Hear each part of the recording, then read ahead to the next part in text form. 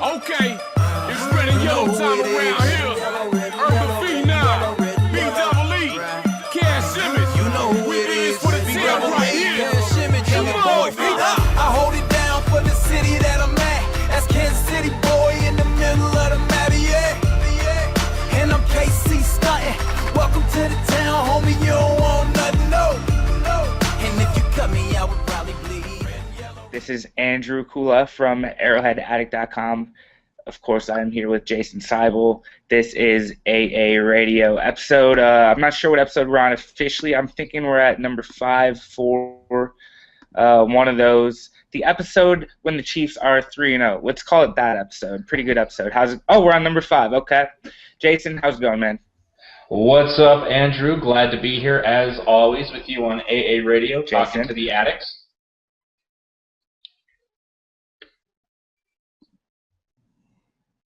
Good. It's good to be here, too. It's a beautiful Wednesday night here in Kansas City, Missouri. Maybe you're in Kansas City, Kansas, one of the two. And we are live tonight. If you're watching us, you can tweet in at arrowheadaddict.com. Excuse me, at arrowheadaddict on Twitter. Obviously, you can just go to arrowheadaddict.com, read all of our work. Myself, Jason, and a bunch of other great writers are constantly there trying to bring you the best opinion news and really breakdown of the Chiefs possible. So this is AA Radio, where we talk Chiefs. That's all we do. We do talk a little bit of AFC West. Yeah, there's a lot to get to. So let's just get to it. Enough of this. Jason, the Chiefs are 3-0. I mentioned it in my little intro there. The Kansas City Chiefs are 3-0.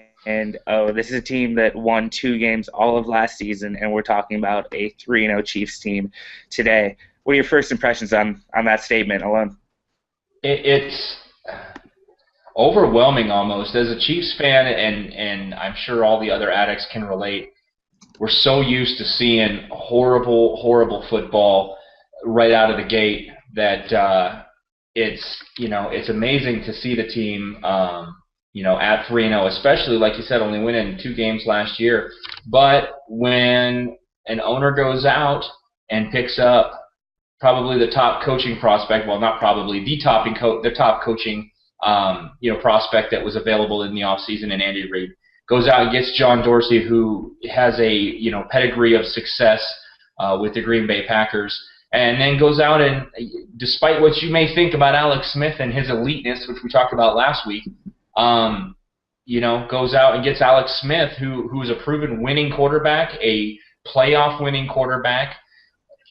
It's amazing what that does to a team, and they've brought an attitude of winning to the Kansas City Chiefs. I mean, you can see it from the top of the roster all the way down to the guys that never get to see the field. They don't even dress for the games. The Tyler Brays and the so on that aren't even dressed up for the games, that are inactive for the games. It's an attitude of winning, and it's been it's embedded itself in this Chiefs team for sure. Well, like I said, speaking of winning 3-0, Chiefs started the season off hot, and they continued. Beat Jacksonville 28-2. They beat Dallas 17-16, close game, ugly game, but a win is a win. And then they went into Philadelphia, Andy Reid's former team, his former hometown, and beat the Eagles, led by Chip Kelly, Mike Vick, Deshaun Jackson, LaShawn McCoy. Good team in their own right. Beat the Eagles 26-16, and that's how we find ourselves at 3-0 today. That was on Thursday Night Football, by the way, so a lot of people tuned in for that game. And the Chiefs, again, were very impressive. Let's see here. We had, tons of great stats. Rushing yards, 146 for the Chiefs. Passing yards, 248. So another Alex Smith-esque night. Let's go here to the box score to check out some of the individual stats that we can talk about. And believe me, we're going to get to a really big one soon. Alex Smith was 22-35, 273. No touchdowns, but again, 0 interceptions, and that's the most important thing in regard to Smith, is that he is taking care of the ball, averaging 7.1 yards per throw, so it's not half bad there. And I do think a lot of fans are very happy with what we're getting out of Alex Smith so far. Jason, you're a big-time addict, big-time Arrowhead addict. What do you think about Alex Smith so far? Are you happy about this? I know that for a while, Chiefs Kingdom was kind of split into two. Where do you think we're at right now? Well, I think it was, if it wasn't 50-50, it was 40-60 not in favor of Alex Smith when the trade was made. I think as training camp progressed, I think that came a little bit closer together to a 50-50. I still don't think we're there yet. I mean, I didn't the live feed that we run during the games on Arrowhead Addict, where I post the live feed post, and then addicts can kind of chime in throughout the game. There was a lot of negative feelings toward Alex Smith, on that feed. And granted, that's just kind of that group of addicts, and they're more than welcome to their opinion. But as we all are, and that's the beautiful thing about America, and it's the beautiful thing about being a Chiefs fan, is we can all express our opinions. But there was still a lot of negativity towards the guy. I mean, he did not throw a touchdown this week. First week of the season, he hasn't thrown a touchdown. He was averaging 2 per game. In fact, getting 2 per game the first 2 games, and didn't throw one, in this game. So it's, we'll see. He's still kind of on the fence with a lot of guys. I'm an Alex Smith fan. I have been an Alex Smith fan since before the trade was made. I like watching everything I can about the guy. In fact, and to put a little plug in for myself, I'm working on a big feature on Alex Smith, a little teaser there that should be hitting the Arrowhead Addict, waves here in the next week or so. A real big feature, something that you're going to be seeing from Arrowhead Addict. But he's the right quarterback for this team. And we talked about that last week, so I'm not going to kind of rehash that whole conversation. Addicts, if you want to go back and listen to last week's episode, available on iTunes, available on YouTube, you can check that out and kind of see what we talked about there. But he is the right quarterback for this team. But I think most importantly, more than anything, more than his passing, more than his running, more than his play calling, more than his whatever, the guy is a leader. These guys on the field respond to him. They respond to his attitude. They see he's out there busting his butt every play, trying to make it happen, whether it's with his feet or with his arm. And I think that he's getting the job done. They're 3-0. And say what you want, but it's in big part to Alex Smith. Yeah, I completely agree. And one thing that I'm always looking at is that interception. And so far, Smith has thrown 0 interceptions on the season. So that's what you look for in a quarterback is, can he protect the ball? Yes, and I know that Alex Smith can do that. Back to the numbers here. Jamaal Charles rushed 20 yards for 92 yards, averaged 4.6 a carry and 1 touchdown. Really like what I saw out of Charles the other night. He obviously didn't put up over 100. It wasn't a superstar performance, but it was a very workmanlike performance. 20 carries, 4.6 a pop. I mean, Charles was just out there busting his butt, like you said. Same thing with Alex Smith. I like the way he ran. He ran low. He was very opportunistic, showed a lot of patience. And even at the end of the game there, they started to really grind it with Jamaal Charles. And, you don't necessarily think of Charles as a grinded-out running back, but they went to Charles to run the clock. And, it worked in most part. What really makes Jamaal Charles great, though, is the fact that he can catch out of the backfield. And he did catch 7 balls for 80 yards, 11.4 yards per reception for Charles. True dual threat running back per se, and he had another great game. What are your thoughts on Charles? Well, Jamaal Charles is the heart and soul of the Chiefs offense. I mean, there's no doubt about it. He's been the most talented guy really on the team since he kind of had his breakout season, and he's fitting well in this read offense too. A lot of folks were concerned because Charles is that guy that you want to give the ball to 20 times a game. You want to make sure that at least 20 touches per game are going to Jamaal Charles, because he's the guy that it might look like it's only going to be a 2-yard gain, and he finds that crease and he hits those afterburners and the kid's gone. I mean, he flat out will outrun every single person on the defense. We've seen it. We've seen it multiple times. We saw it last year against the New Orleans Saints and the Cleveland Browns, and where an 80-yarder that didn't look like it was going to be a 10-yarder and he just, he hits those jets. So yeah, he's doing well, and he catches the ball well out of the backfield, and as you can see, the guy had 170 odd yards from scrimmage total against the Eagles, 80-ish in passing yards, like you said, and in the 90s in rushing yards. So he's definitely making a difference. It's not all on the ground. He's not going to get those 150, 200-yard rushing games like he was previously in the offenses that were more a run-heavy offense. But he's definitely making a difference, and he scored a touchdown in all 3 games. I mean, I think that's important too. He's the only Chief that's done that, where he's been consistent. 2 rushing touchdowns and a receiving touchdown, but he has scored a touchdown in all 3 of the Chiefs' first games. Kansas City absolutely dominated time of possession, 39.07, so 39 minutes, 7 seconds, compared to 20 minutes and 23 seconds from Philadelphia. Now, obviously, a lot of that has to do with the fast-paced tempo that Philadelphia likes to run. Their offense is just going all over the field. But I think a lot of that possession was a game plan thing from Andy Reid and the Chiefs wanting to really slow down that Eagles offense, and in large part it worked. Actually, it did work. Now, Philadelphia slowed themselves down as well. But that almost 40 minutes of possession, I think a lot of that can go to Charles. A lot of that can go to Smith, too, completing passes, keeping that clock moving. And that was definitely a key to the game. Donnie Avery also had a very good game, 7 receptions for 141 yards. He averaged 20.1 yards per reception. He was all over the field. He was just taking quick little routes and getting extra yards with his feet. Great speed, very elusive guy. And he's a guy who I think could end up being somewhat of an X factor for Kansas City going down.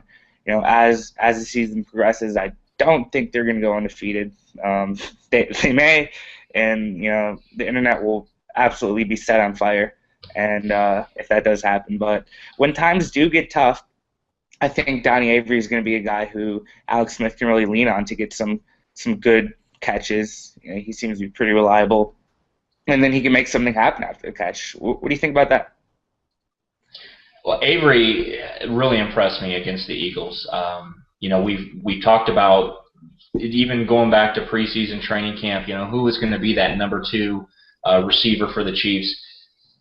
John Baldwin obviously didn't pan out. Chiefs got rid of him, traded him over to the 49ers after the 3rd preseason game, for A.J. Jenkins, who did have his first NFL catch, by the way. I know we're talking about Donnie Avery, but A.J. Jenkins did record his first NFL catch against the Eagles. So more than he ever did for the 49ers. But,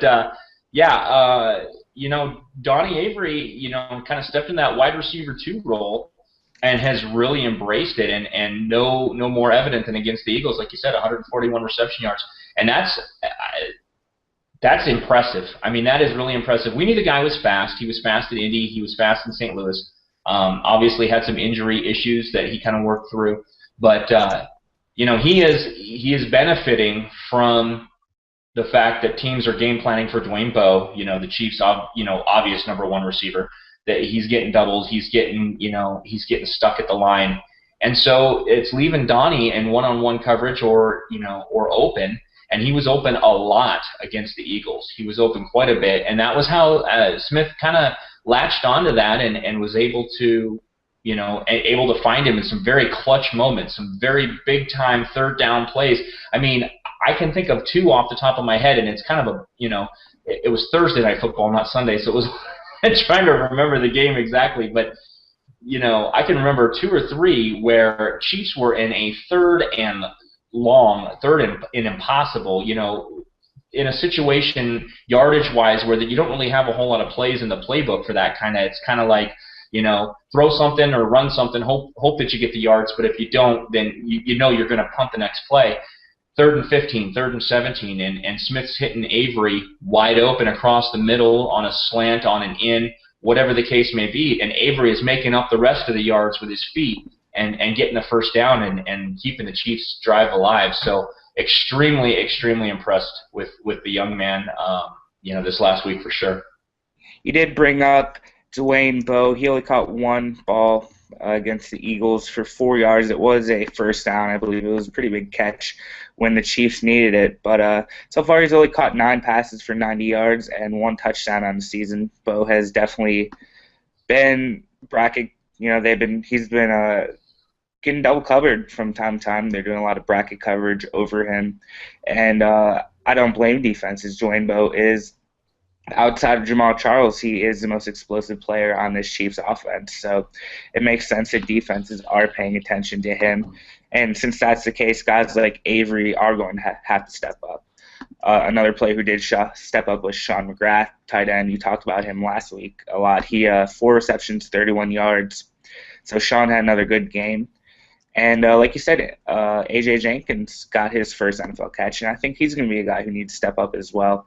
Junior Hemingway is another player that I'd like to see catch some more balls. And, of course, Dexter McCluster in the slots there. So there are a lot of other options, and I think the more that Kansas City goes to the guys like McGrath, McCluster, the more they can spread that field, the more opportunities it's going to create for Dwayne Bowe. And when Dwayne Bowe's really going, I think that this offense could become very dangerous, especially with a very consistent, very accurate Alex Smith throwing the ball and Jamal Charles running the ball. So I think there's a lot to look forward to offensively with this team, and we got to see a lot of it against the Eagles. Now, obviously, the Eagles aren't the best defensive team out there, but putting up 26 points on Thursday Night Football is not a half bad thing. I mean, it's pretty good.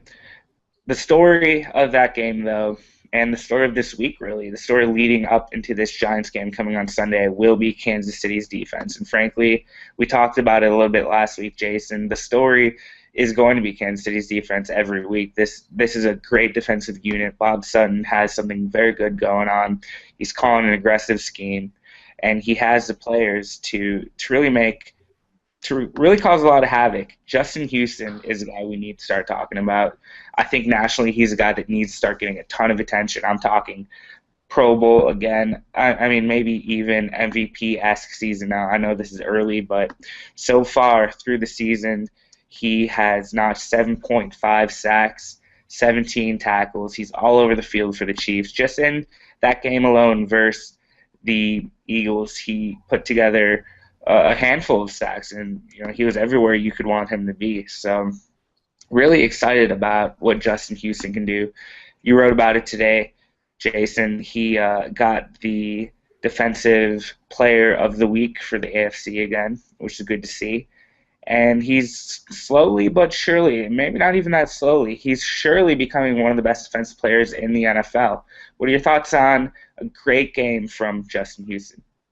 The kid is incredible. I mean, he really is. My next jersey is going to be a number 50. There's no doubt about it. I mean, the guy is awesome. I will gladly spend my money to wear his jersey.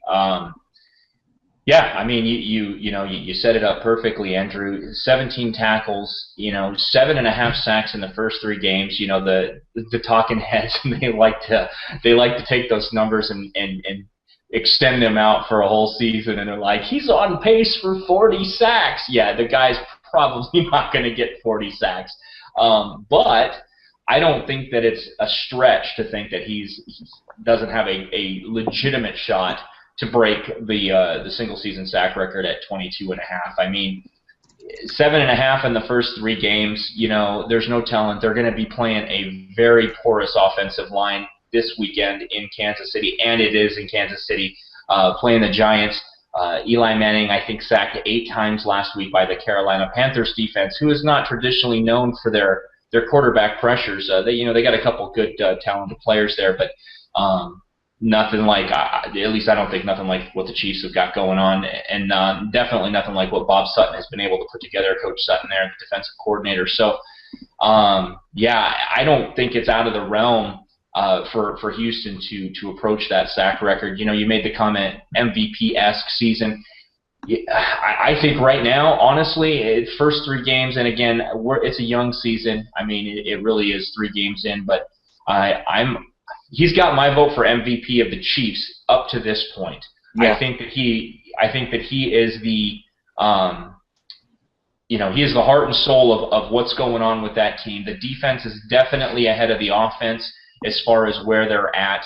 and he is definitely the head of that defense. You know, Derek Johnson has kind of always been the leader of that defense, but Justin Houston has rapidly taken that role and rapidly embraced it. And such a humble guy, too. If you saw his quotes from today when they announced that he was selected as the AFC Defensive Player of the Week for the second time in 3 weeks, he won it week 1 against the Jacksonville Jaguars as well.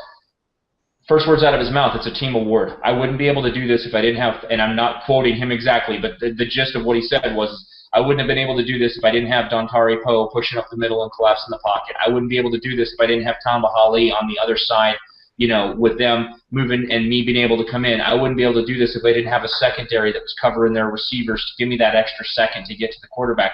It's a team award, and that was kind of the takeaway from that is, you know, yeah, I mean, he's the guy getting the sack, 7.5 already in the season, but such a humble guy, you know. It's a team award, not saying, yeah, I did this, but we did this. And again, there you go, back to that whole winning mentality and family mentality that this Chiefs team has enveloped and embraced this season. And yeah, it's showing. It is definitely showing on the field. Going to that quote, this is Justin Houston on the award, the AFC Defensive Player of the Week award. Quote, I think it's a team effort when you've got guys covering their guys the whole time and the big guys in the middle pushing the pocket. And Tamba Hali rushing from the other side, it's very easy to make plays. Like you said, he's taking it very humbly, and you know, a humble guy as talented as he is, I think the future is very bright.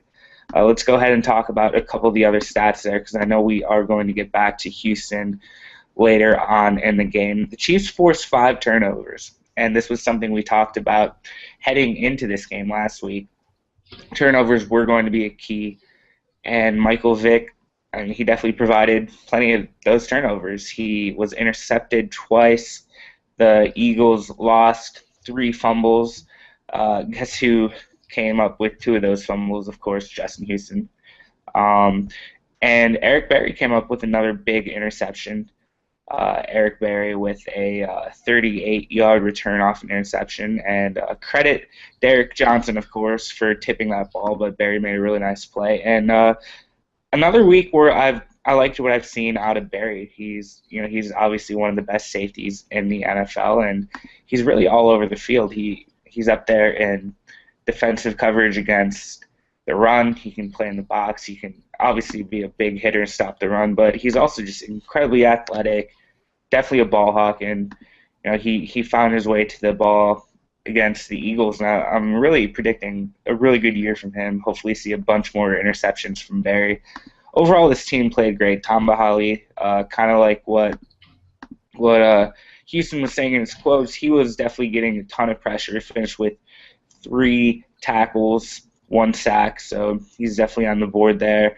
And, of course, Derek Johnson, who, like you said, has just been around, and he's just one of those veteran guys for the team. He finished with 7 solo tackles, 0.5 sacks, 8 total tackles. So this defense was everywhere. They forced mistakes by the Eagles, and we've seen another week where, man, Bob Sutton has just gotten after the quarterback. He's caused a ton of turmoil for the other team's offense, and that's what I think this Kansas City defense is going to be focused on, is causing trouble for the other team, and that's really what you look for in defense. And I'm expecting some very big things for the Chiefs this week too, because the Giants, the offensive line is not looking too good, like you said.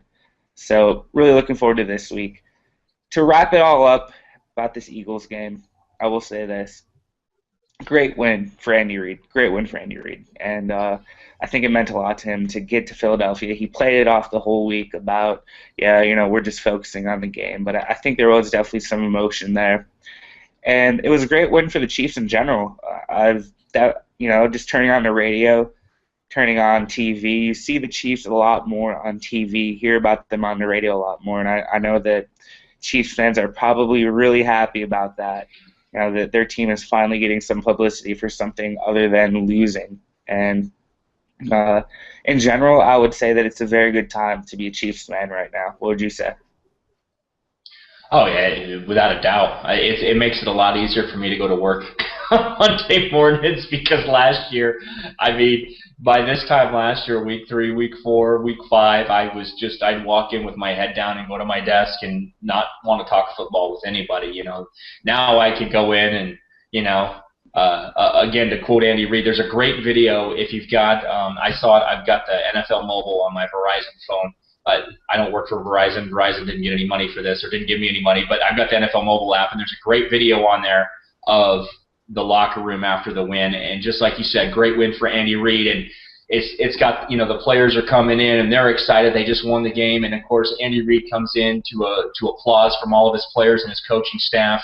And he waits for the room to quiet down, and then he says, "How about them Chiefs?" You know, and everybody just goes crazy. The owner, Clark Hunt's in there. John Dorsey's in there, and everybody's just going nuts because, you know, I mean, it's exciting. It is exciting right now to be a Chiefs fan, and that's, I mean, that sums it up right there. How about them Chiefs? You know, I mean, so yeah, I'm excited. It's a good time to be a Chiefs fan for sure. You said it, and that's how we're gonna put a bow on this very good game on Thursday Night Football in Philadelphia. The Chiefs went into Philly, came away with the W, and they are now 3-0. We've got a lot to talk about coming up about the Giants, which will be who the Giants are the Chiefs' next opponent at Arrowhead, 1:00 p.m. on Fox. That's noon Central. We'll get to that.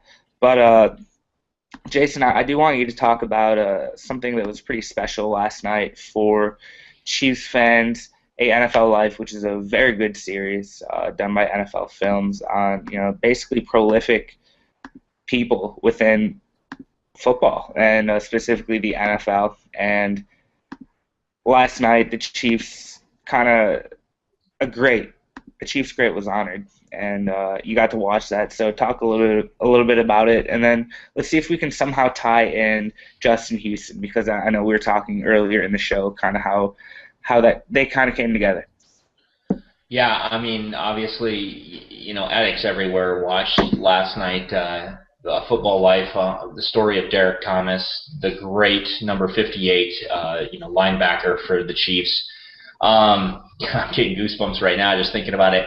Exceptional show. You know, the young man played for the Chiefs from '89 to '99, and I became a Chiefs fan in '93. So I mean, Derek Thomas was already well rooted into the Kansas City mythos, if you will, by the time I kind of came on board the Chiefs. But you know, I can remember watching him sack John Elway. And watching that show last night just brought back those memories of me being a kid, really 18, 17-year-old kid, watching those times when he would come around a corner and sack Elway, when the Seahawks used to be an AFC West team and he'd come around and sack Dave Craig. I mean, just the emotion of watching that. But then, you know, the stuff too that as a kid, you know, and not really as knowledgeable about football as I am now and as immersed in it as I am now, that I didn't know, all the stuff about his charities that he did and how he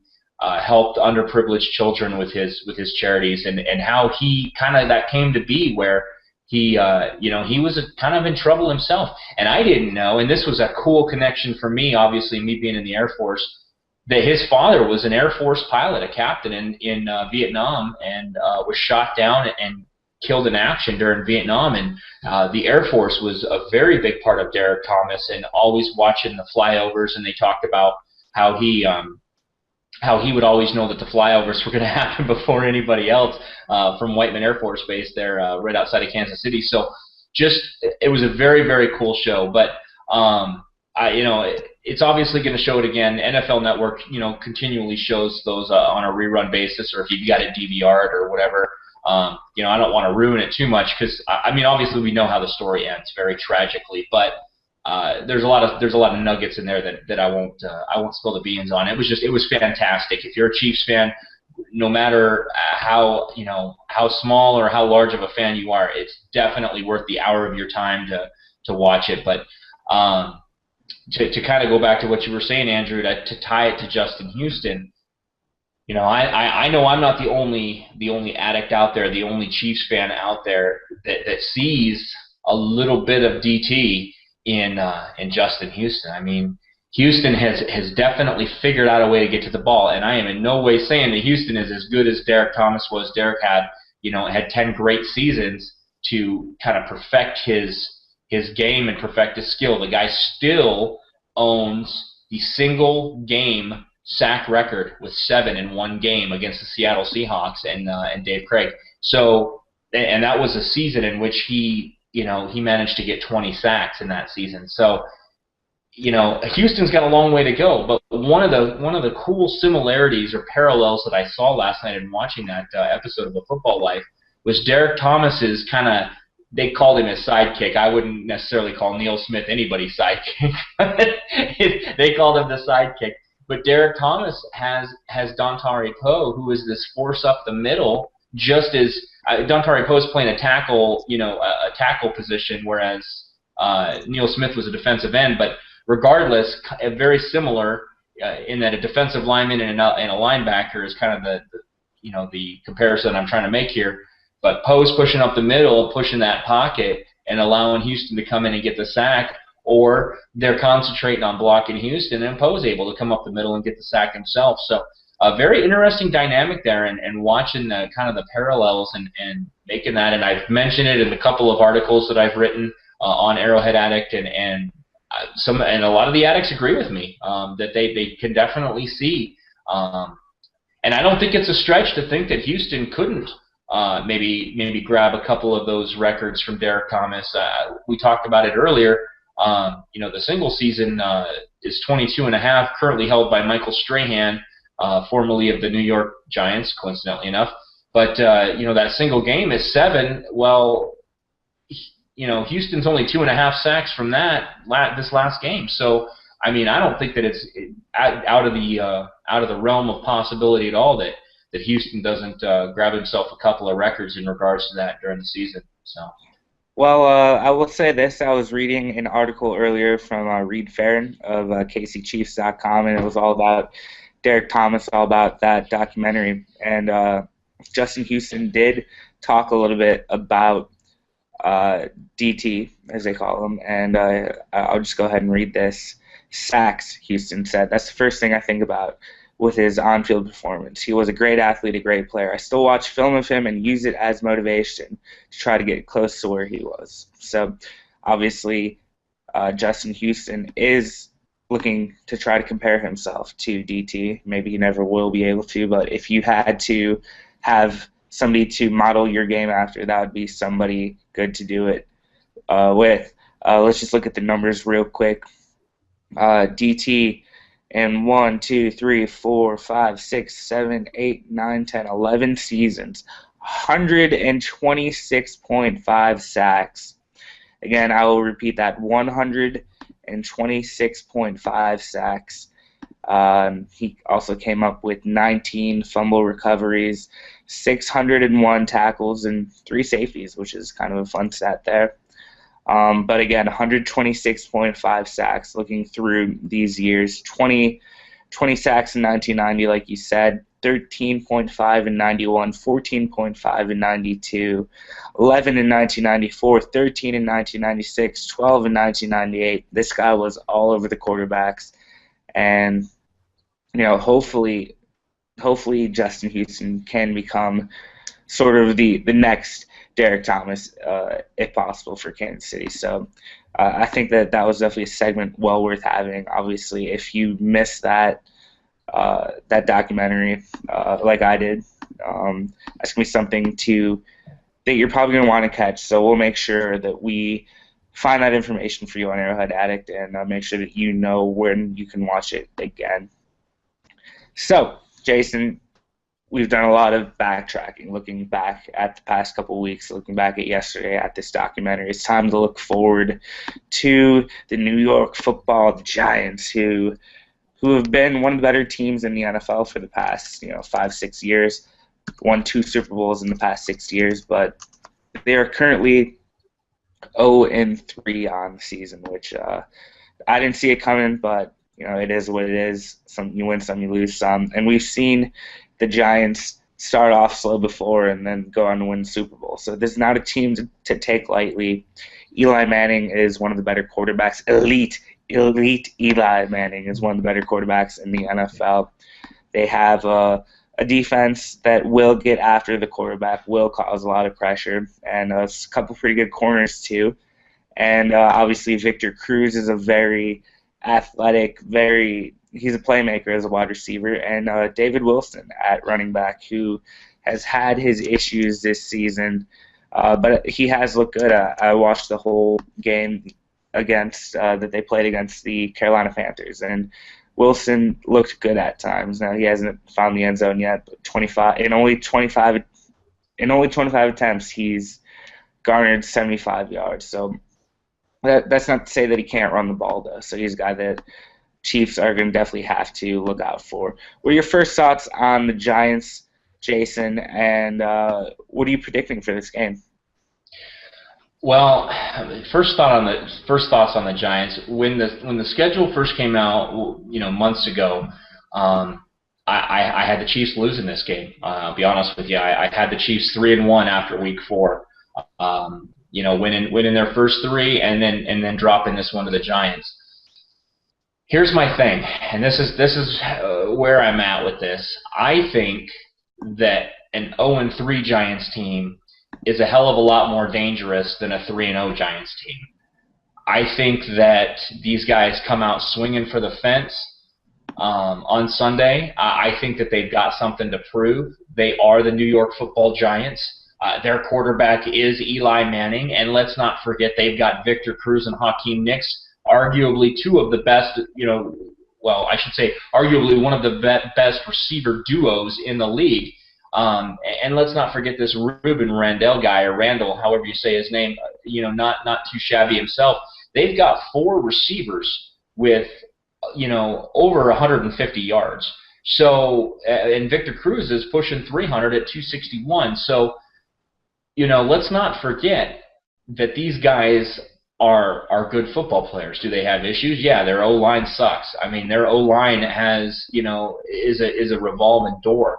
Their defense has been shoddy at times. But they got their butts kicked last week by the Carolina Panthers of all teams, 38-0. 38-0. They didn't score anything. Eli Manning leads the league, not in touchdowns like his brother.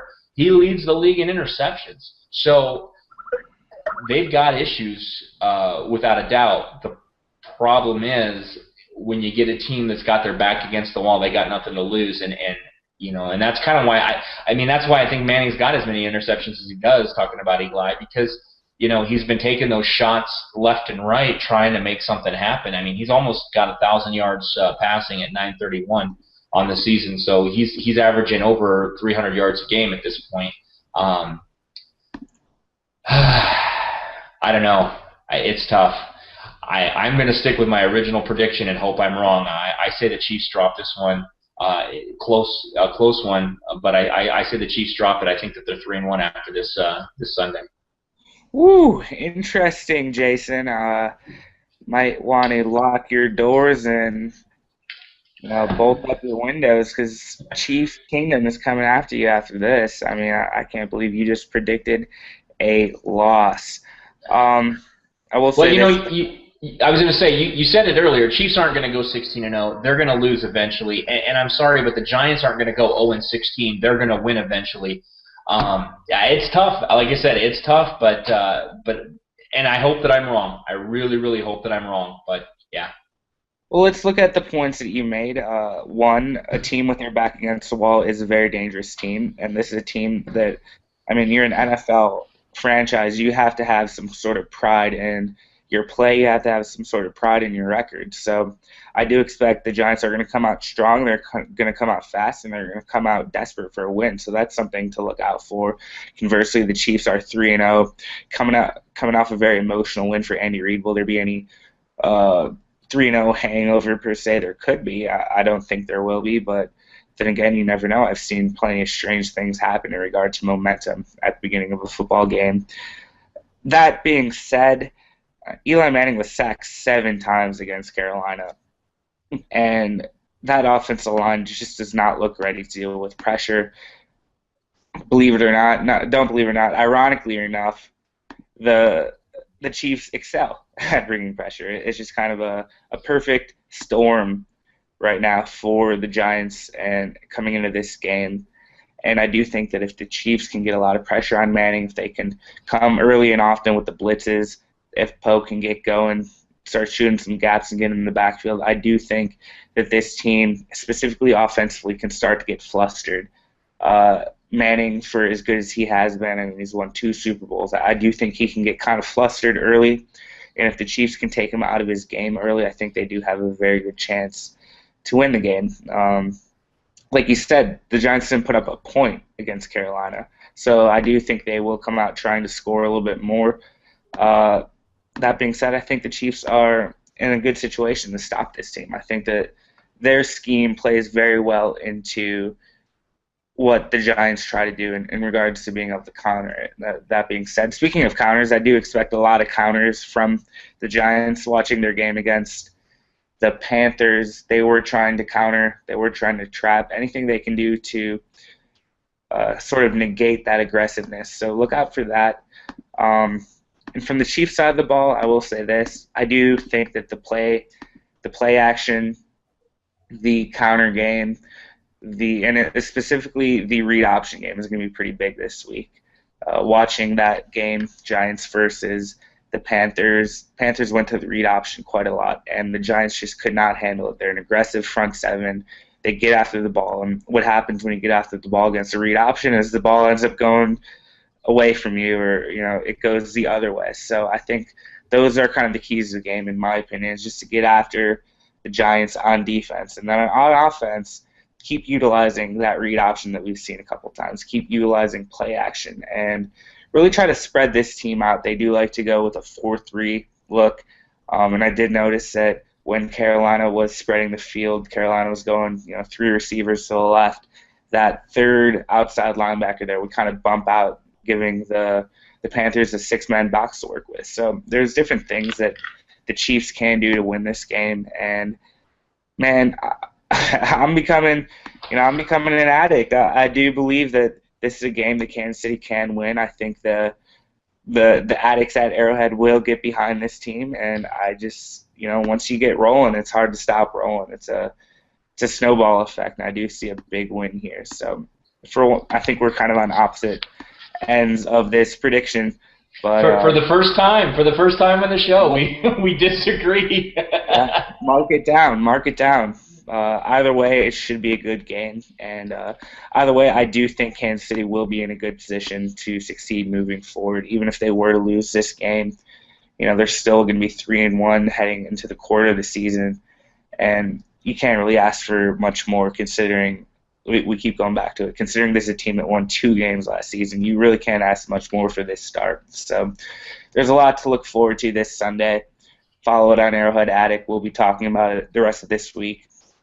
And, I'm pretty excited. So, Jason, do you have any parting words in regard to previewing this upcoming game? Yeah, I mean, just real quick, you made a couple comments and kind of keys that the Chiefs need to key in on, and I think I'm not going to change my position, but one of the things that scares me, and this is kind of why I'm leaning the way that I'm leaning, if the Giants watch tape of the Chiefs-Cowboys game and they see how they use Dez Bryant, obviously a bigger receiver, and he really kind of exposed Brandon Flowers, and my fear is in the Sutton's defense, the way that it's set up, if you've got Flowers going on one-on-one with a Hakeem Nicks or a Victor Cruz, there's the potential to get exposed if you don't have that bracket coverage over the top, if you don't have an Eric Berry or a Kendrick Lewis coming across over the top to help out in that coverage. So that's kind of the thing, because like I said, these guys are good. I mean, these receivers are good, and Eli is a good quarterback. I say what you want.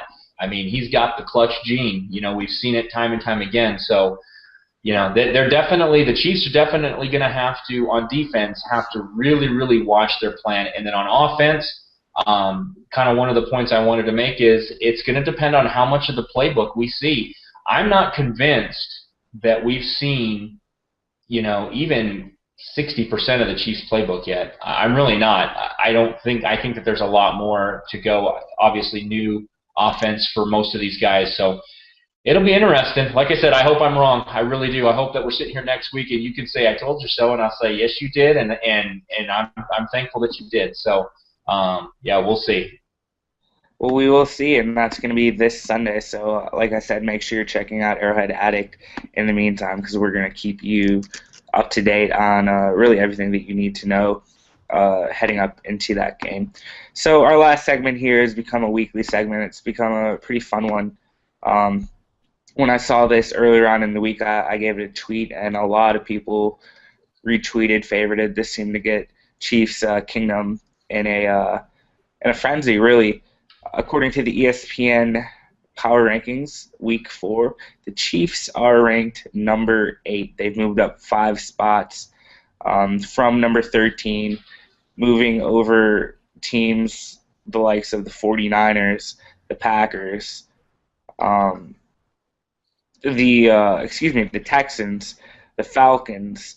So all of a sudden you're looking at Kansas City, at least in these Week 4 rankings, as one of the top 10 teams in the league. And, gosh, like I said, going back to last year, winning 2 games, what a turnaround this has been. Top 8, number 8 right now in the NFL, at least in regard to these power rankings from ESPN. Jason, do you think we're going to stay there? Obviously not, according to your prediction. You know, this one against me.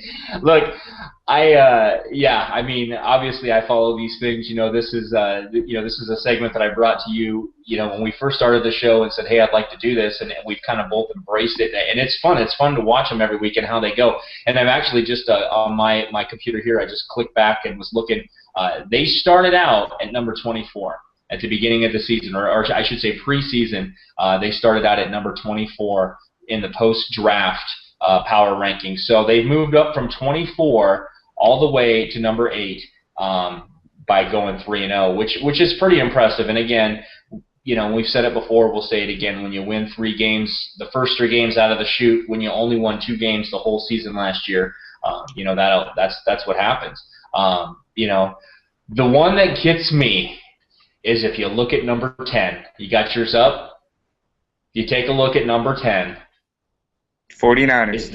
The San Francisco 49ers have fallen down to number 10. Number 1, number 2, number 3, depending on where they kind of sat going into this season, and they've fallen out of favor down to number 10.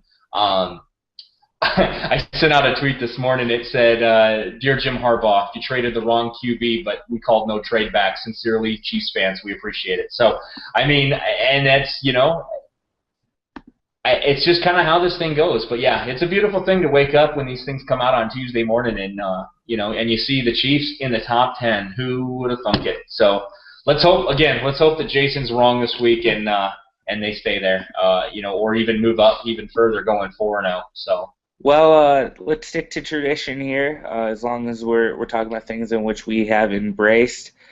The 3 teams, let's go 4 teams right now in front of the Chiefs. We'll go 5. We'll throw the Saints in there too. So the Chiefs are at number 8. 7 is Dolphins. 6 are the Bengals. 5 the Patriots. 4 the Bears, and 3 are the Saints.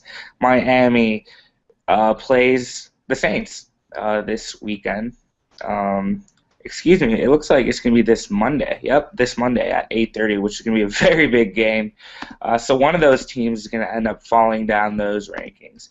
The Cincinnati Bengals are looking pretty good after a win over Green Bay this past weekend. They play the Cleveland Browns, which won't be an easy game. The Browns always do come to play. I do think the Bengals will win that game, though.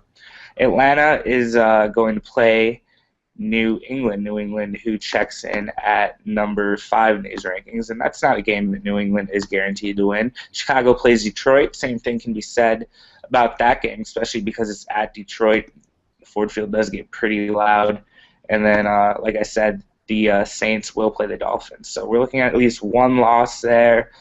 The Patriots and Bears could end up seeing losses there. Let's go to number 2, which is the Denver Broncos. They're playing the Eagles, and coming in at 3-0. This is a game that the Eagles desperately do need to win. So, Denver's going to be tough. And then the Seahawks at number 1. So if the Chiefs do win this upcoming weekend against the Giants, which I do predict they will, and we're going to get a loss between the Saints and Dolphins. And maybe, I mean, I don't really want to say it, but the Chiefs, I'm going to say it, the Chiefs could end up moving in to the top 5 of these power rankings with a win. And gosh, does that say a lot about Andy Reid? Does that say a lot about John Dorsey and Alex Smith? That says a whole lot about this organization and about this fan base, I think. So there are some very exciting times ahead. A lot of it starts this Sunday. Yeah, you're absolutely right. I mean, if you take a look at these, there's 7 unbeaten teams still going into Week 4. We're guaranteed to be down to at least 6 after the Monday night game between the Saints and the Dolphins. And I've actually got the Dolphins winning that one in an upset. So, the Patriots definitely not guaranteed anything over the Falcons. Falcons have a very explosive offense. I mean, who knows? Anything can happen any given Sunday, man. That's the beautiful thing about football. That's like my buddy at work says. That's why they play the game on the field instead of on paper. Because anything can happen. You never know. The team that was 2-14 last year has the potential to be 4-0 this year after the 4th week. So, I mean, the Chiefs could legitimately be a top 5 team. Who would have thought that's going to happen? But here we are. So it'll be interesting to see where we're at. Like I said, what conversation we're having next week with these power rankings for sure. It's going to be interesting, like you said. Addicts, I think this is probably the best time to leave you on a very high note, talking about the Chiefs being a top 5 team in the NFL. I don't think we can't really script a better ending. So that's how we're going to end it. Make sure if you're listening on iTunes, go ahead and subscribe. If you're listening on your Android, thank you. If you're watching live now or watching the YouTube video on the article, thank you for watching. We do appreciate your eyes watching us, and of course we appreciate your ears listening to us. If you're out there on iTunes or listening to the stream on Podbean. So for Jason, I'm Andrew Kula. A lot to look forward to in these next few days, and we'll be here alongside with you on Arrowhead Addict, following the craziness that is this 2013 season for the Kansas City Chiefs. 3-0, baby. That's what it is so far, and I'm pretty excited about it. I know that I'm pretty sure that everybody out there is too. Jason, say goodbye. Goodbye. Have a good week, Addicts. Look forward to talking with you Sunday during the game on the live thread.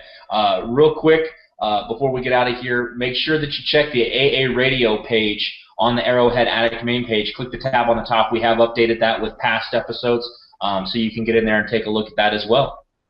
All right, sounds good. Like I said, for Jason, I'm Andrew, and for everyone at Arrowhead Addict, we bid you good night, and go Chiefs. Chiefs!